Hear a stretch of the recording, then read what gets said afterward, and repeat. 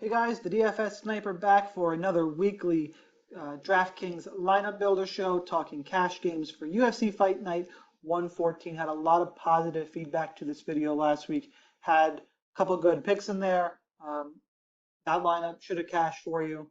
I made a couple quick changes.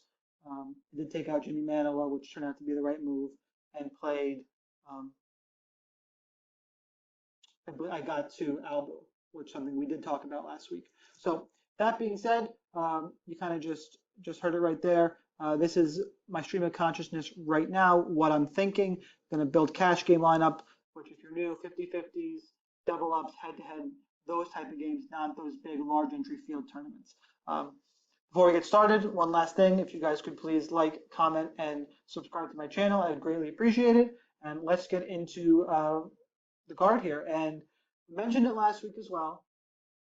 The way I start every week is I look at the main event and decide, do I want to stack it? And I go yes or no from there, and then maybe I'll play a guy or not. But this week it stops right there because I think the answer is yes. Moreno and Pettis is a close matchup. I could use the little bit of savings stack can get you because there's not a ton of great punt plays for cash games. There are quite a few GPP underdogs that I do like, but again, cash games, you're looking for safety and 5 wins. You are giving up a loss right away, but I think in this case, the action should be high enough. I know Pettis can sometimes fall in love with countering. Moreno pushes the pace, though. I don't think that's going to happen. I think this fight scores well enough to warrant a cash game stack. So now that we've done that, I like to sort by salary, and we're going to work our way top to bottom.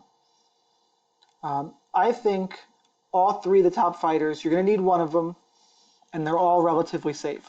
Martin Bravo, Jack Hermanson, Jordan Rinaldi. So that being said, if all these guys are relatively safe, who can score me the most points? I think the highest upside is Hermanson. He answered the biggest question I had of him last fight against Alex Nicholson, where he got a takedown and got a knockout that way. I know it's Alex Nicholson, but this is Bradley Scott. I don't think Scott is really any good. He had a split decision win over Scott Askham his last time out. I just think Hermanson is better everywhere, more tools.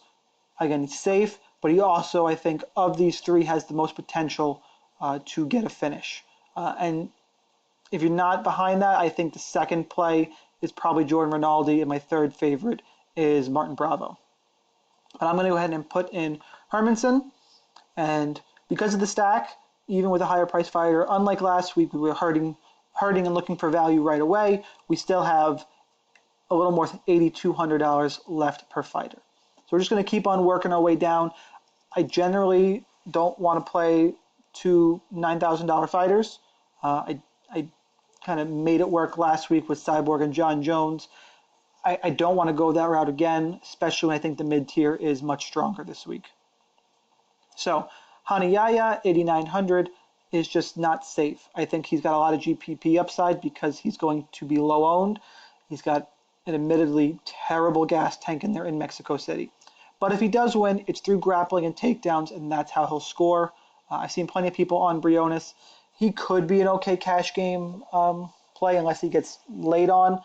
Because I'm leaning Yaya, I'm going to avoid Briones as well, and I'm hoping to not go that low, especially because I already have forfeited 1 loss by stacking the main event. So I'm going to skip over Hanayaya. Dustin Ortiz, I think Sandoval actually is another GPP play I have interest in because of the wrestling. Ortiz is 1-3 in his last 4. People seem to be forgetting that. I can't trust him at 8,800. Alan Jouban is coming off of a sub loss to Gunny Nelson at 8,700. Nico Price, I also think, has upside again because of the grappling. So you're seeing where some of my GPP punt ideas are. It's really, really right there in Sandoval and Price. But Jouban could win this fight. But if he does, I think it looks a lot like the Mike Perry fight, but less active because Perry wanted to exchange. Price shouldn't, and I think he's going to look for takedowns, try and make it either a dirty fight, and Jouban is able to keep him away, outpoint him, win a decision, or Price gets takedowns and it becomes a long day for Alan Jouban, who is 35 years old. I think Nico Price is on the uptick. I'm not super confident in, though I don't think this is a fight you want to target in cash games. Same for the next fight, Sam Alvey and Rashad Evans. Rashad Evans didn't look good against Dan Kelly his last time out. Sam Alvey is, I think he's knockout or bust. Maybe he'll win a really boring decision. There are 3 outcomes for this fight, and it sounds really cheesy because one is neutral. You're not going to want to play either. They're going to stare at each other for 3 rounds, and someone will get a decision. So that's not good for a cash game that's even on the radar. Sam Alvey could get an early knockout. Great, because Rashad Evans hasn't been cleared medically a couple times. If Alvey lands, he has plenty of power. He could put Rashad away, and that's the way I'm leaning this fight does go. Or if Rashad turns to his wrestling, I'll be interested to see what Alvey can do with it, and I'm not sure. So it's not a safe cash game fight. If you're playing GPPs, though, Alvey, I think, has more upside. Okay, finally, we get to someone I'm very interested in cash games. Alexa Grasso, plenty of output, is coming off of the loss to Felice Herrig, who I think has been underrated. I think she started to get some of the recognition she deserves. Grasso didn't look great in her debut against Heather Jo Clark, but she has a lot of volume. She's a good striker, and Marcos is very, very hittable. Marcos won't get a finish. Grasso should beat her up on the feet. Marcos is coming off of a win where she lost to Carla Esparza, who got a Canadian decision. I'll take Grasso. I think she's safe. Should score pretty well, land a lot of significant strikes, and maybe get a finish if eventually Marcos wilts. That's the less likely outcome, but I think Grasso is safe and scores well with her output. So next up, we have Jose Quinones against Diego Rivas. Diego Rivas is bad. The more I watch, the more I like Quinones, and the less I like Diego Rivas. I think Quinones I think they're pretty evenly matched in the feet. I think Quinones can look for takedowns, and he'll have the advantage there. There's multiple paths to victory for him. I think he's relatively safe in 8,200, should score well enough to pay off his price tag. Now we have 8,200 left for our last fighter, and lucky us, there are 2 fights of 81, where each fighter's priced 8,100. The first I'm not going to touch in cash games, and very little in GPPs, and it's Alejandro Perez and Andre Sukumta. I think they're close. Sukumta might be a little better striker. He's Muay Thai based. Alejandro Perez, or going back to Sukumta, he gassed out against Albert Morales in his UFC debut. I get it was his debut, but I don't think he has a great gas tank in general. I think he's got maybe a round and a half in him, if you heard us talking about this in the Loudmouth MMA podcast. And then Perez is a good enough pro to take over from there. I think it's going to be a decision fight, could be a split decision. Sukumta, by the way, also got into Mexico City late, which is another big factor, especially if your gas tank is already questionable. So I'm going to avoid that fight, and in GPPs, while I'm mentioning it, I'm going to lean Perez and probably have a few shares of him. The next fight in this price range is Joseph Morales and Roberto Sanchez. In this fight, I'm leaning Joseph Morales. Morales is actually probably become more than a lean at this point. Morales is 22 years old. He's a full-time fighter, which usually isn't even part of a breakdown. But his opponent, Roberto Sanchez, is a 31-year-old BJJ specialist who still works his Monday through Friday 9-to-5 day job. There's nothing wrong with that. It's hard to compete at that level when you're not at this level when you're not a full-time fighter. Morales trains at a good team. He's 22 years old and still growing. I think he can keep it on the feet. I don't think he'll fall into any of the traps. I think Morales, these two guys are 125 pounds, so less likely you get a finish here.